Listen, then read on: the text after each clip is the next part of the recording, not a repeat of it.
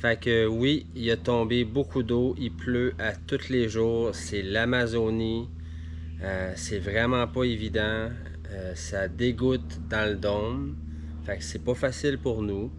Mais cette semaine, on termine les entremises. Je dirais aussi que il y a un angle à faire pour la jonction des deux coques avec le pont.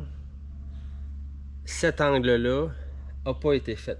Fait qu'il faut que je fasse cet angle-là avant de mettre le nid d'abeille. Fait que ça, on fait ça cette semaine aussi. On va commencer à installer, ou du moins à regarder si on peut installer du nid d'abeille. Fait que ça, on va faire ça aussi cette semaine. Je vais vous expliquer aussi que j'ai pensé à plusieurs choses pour installer le nid d'abeille. J'avais pensé à le clouer en place. Très mauvaise idée parce que si on vient après ça pour faire toute la stratification, ça va être quasi impossible de s'y retrouver. Surtout que les clous peuvent rentrer un peu puis on va complètement perdre le fil. Fait que ça, c'était une très mauvaise idée que j'avais eue. J'avais pensé aussi à y aller avec une crampeuse agricole où que ça fait des grosses crampes de 1 pouce par 1 pouce. En me disant, les crampes vont rester enfermées. Ça va être pris en de multitudes de couches de fibres et de résine époxy. Ça va être parfait, sauf que il peut se créer à l'intérieur de la corrosion quand même. Il peut se créer aussi à l'intérieur de la corrosion galvanique qu'on ne veut et on ne souhaite surtout pas avoir. Ça peut créer des points de fragilité dans la coque. Fait que ça, c'est certain qu'on ne veut pas avoir ça. Ce qu'on a finalement trouvé, capuchon de plastique, puis de visser au travers. Par contre, ces petites rondelles de plastique-là sont blanches. Fait qu'on les a toutes peinturées en rouge pour être sûr de bien les voir partout, pour être sûr de ne pas en skipper une, pour être sûr que tout se fasse correctement, puis qu'on puisse tout retirer les vis pour qu'il n'y ait absolument rien de point de fragilité à l'intérieur de la coque. Fait qu'il y en a qui l'ont facile pour bâtir leur bateau, c'est dans leur cour arrière. Il y en a qui bâtissent leur voilier dans une ferme. Il y en a qui bâtissent un catamaran dans une marina. Tout est accessible, tout est facile pour eux autres. Nous, c'est sur une terre privée. Le chemin d'accès l'hiver, c'est pas évident. On peut pas venir travailler avec facilité ici l'hiver parce que c'est pas chauffé, c'est pas isolé. Ça nous laisse une courte période pendant l'année. Puis cette année, il y a énormément de pluie. Ça fait que ça complexifie énormément notre travail. Mais on lâche pas, on n'abandonne pas, on va continuer puis on va réussir.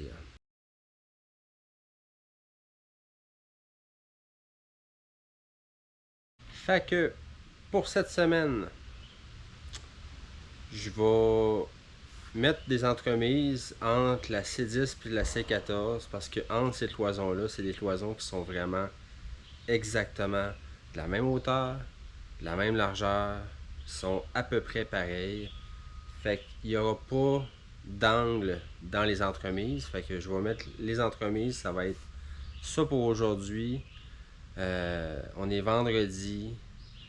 Fait que toutes les cloisons sont complètement consolidées avec des lattes. C'est beaucoup plus solide, beaucoup plus framé, c'est plus stable. Avec les entremises, ça va venir renforcer, mais le reste des entremises, il faut qu'il y ait un angle parce que les cloisons rétrécissent. Donc, ça prend un angle pour que ça soit vraiment bien fait. Puis je veux que ça soit vraiment bien fait, puis que ça suive finalement le rétrécissement des cloisons. On va aussi placer certains morceaux de nid d'abeille pour voir qu'est-ce que ça donne. Fait que ça s'en vient vraiment rapidement. Fait que je fais ça pour aujourd'hui, mettre les entremises, choisir où est-ce que je les mets. Puis la semaine prochaine, je vais faire le reste des entremises. Puis on va voir qu'est-ce que ça donne. Fait que je vais mettre les entremises, choisir où est-ce que je les mets. Puis la semaine prochaine, je vais faire le reste des entremises. Puis on va voir qu'est-ce que ça donne. Fait que je vais mettre les entremises, choisir où est-ce que je les mets. Puis la semaine prochaine, ça va être bien chargé comme semaine. Fait que, on fait ça.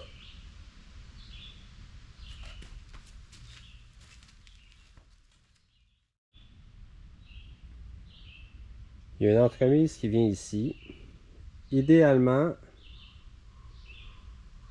on va essayer de la placer pas trop proche du bouchon parce que on va arrêter le nid d'abeilles au bouchon pour avoir un accès pour passer par en dessous pour aller renforcer toute la coque par en dessous. Donc, l'entremise, on va essayer de la mettre assez haute, mais pas trop haute.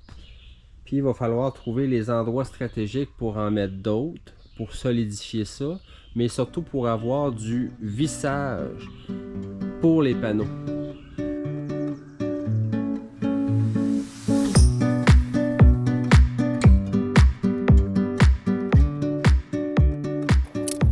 J'ai calculé, mesuré entre les cloisons pour définir vraiment les meilleures positions pour les panneaux pour ne pas arriver entre deux cloisons, pour maximiser l'espace au maximum, pour avoir le moins de pertes possible. Puis j'ai enfin trouvé, fait que j'ai tout écrit. J'ai tout écrit, tout ce que ça prenait. Fait que tout ce qui reste à faire, c'est de mettre les entremises, puis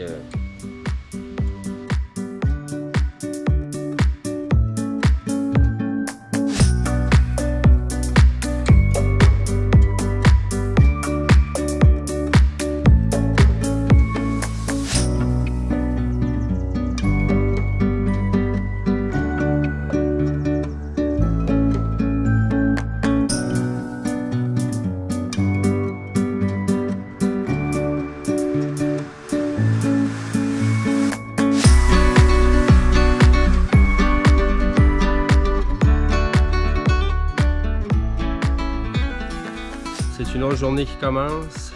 Il fait extrêmement chaud, puis il est juste 8 heures du matin. Par chance, on n'est pas en train de faire de la résine. Parce que les températures optimales pour faire de la résine, que ce soit de la résine polyester, que ce soit de la résine époxy, de la résine vinylester, c'est entre 20 et 25. Puis présentement, le thermomètre affiche 32 degrés à l'intérieur de la serre. Du dôme, de la serre. En été, c'est une serre parce qu'il fait extrêmement chaud à l'intérieur. Donc, c'est une bonne chose qu'on ne soit pas rendu à faire de la résine. Par contre, vu le temps de l'année, d'après moi, on n'aura pas le choix de subir cette chaleur-là pour faire la résine. Donc, il va falloir choisir notre moment pour la faire. Ça va être soit extrêmement tôt le matin ou vraiment très très tard le soir, de façon à ce qu'on puisse être dans les températures optimum pour pouvoir être entre 20 et 25 degrés.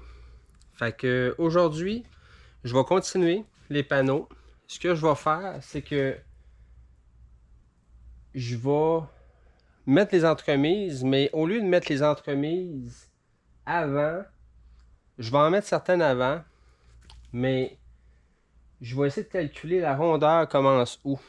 Fait qu'aujourd'hui, les objectifs, ça va être les panneaux qui vont au-dessus de ceux-là. Je vais essayer de calculer à partir de quelle hauteur que la rondeur commence. Puis ça va être à partir de cette hauteur-là dans le panneau que je vais faire des stries à toutes les demi-pouces. À toutes les demi-pouces, je vais faire un strie. Fait que ça va permettre vraiment que quand je vais courber ça, ça va venir tout se fermer. Même si c'est des stries qui ont 1/4 de pouce, en fait c'est la lame elle a 3/8. Je vais installer aussi un grand tableau blanc à l'arrière sur lequel on va vraiment mettre nos objectifs personnels pour chaque mois. Fait que de cette façon-là, ça va être encourageant de voir que les objectifs de chaque mois sont faits, sont remplis, c'est complété. Fait qu'aujourd'hui, je fais ça, j'installe ça. Puis je vais continuer à mettre des entremises pour continuer à installer du nid d'abeilles. Mais vraiment, l'important, c'est de faire les diagonales. Parce que de l'autre côté, quand je vais être rendu de l'autre côté, ça va être à partir des diagonales que les panneaux vont commencer. Donc, c'est important qu'ils soient faits. Fait qu'aujourd'hui, c'est ce que je vais faire.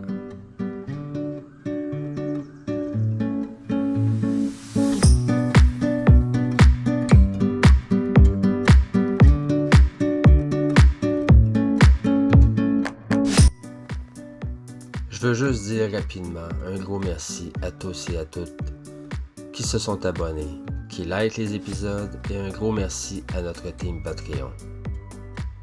Si vous aimez nos vidéos et vous voulez aussi devenir Patreon VIP exclusif, rejoignez-nous sur Patreon.